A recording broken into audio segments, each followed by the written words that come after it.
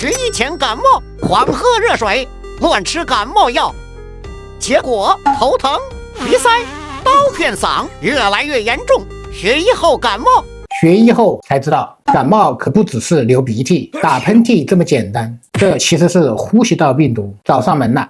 长期拖着不管或者胡乱吃药，可能会越来越严重，甚至引发鼻窦炎、中耳炎、肺炎等问题，小感冒多成大麻烦。所以李主任在这里提醒大家，只要出现鼻塞、头痛、高热等感冒症状，一定要及时用药控制。可以记好这个经年清热，它能止咳祛痰、清热解毒、利咽生津。不管是流行性感冒、上呼吸道感染，还是外感热症引起的发烧、咳嗽、咽干、咽痛等问题，都能用上它。现在你知道了吗？